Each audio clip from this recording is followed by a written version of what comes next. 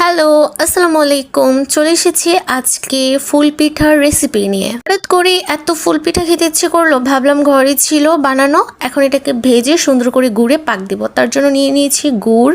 জানো তো, আমার না প্রায় সময় এরকম মধ্যরাত্রে আজগুবি আজগুবি খাবার খেতে ইচ্ছে করে। যাই হোক, এখন আগুন ধরিয়ে নিলাম, তারপর কড়াই বসিয়ে দিলাম। তো এর মধ্যে তেল ঢেলে দিব, তারপর ভালো করে পিঠাগুলোকে ফ্রাইড করে নিব। এখানে কি করেছি দেখো তো, তেল গরম না হতেই পিঠা দিয়ে দিয়েছি। যাই হোক, হয়ে গেছে অলরেডি, প্রায় লাল লাল হয়ে গেছে, মচমচে করে সুন্দর করে ভেজে নিয়েছি। দেখো কালারটা কিন্তু জাস্ট ওয়াও এসেছে। আর এখানে আমি চামচ দিয়ে এটা উঠাতেই পারছিলাম না। যাই হোক, পিঠাগুলো দেখো, দেখতে কিন্তু খুবই লোভনীয় লাগছে, তাই না বলো? গাইস, পিঠা এখনো ফুল কমপ্লিট হয়নি, তার আগেই দেখো কত সুন্দর লাগছে, তাই না বলো? যাই হোক, এখানে আমি একে একে সবগুলো পিঠা ভেজে নিয়েছি সুন্দর করে মচমচে করে। এখন আমি আরেকটা পাত্রে গুড়গুলোকে সুন্দর করে গুঁড়ো করে নিয়েছি। দেখো এগুলো খুব সুন্দর লাগছে গুঁড়ো করে।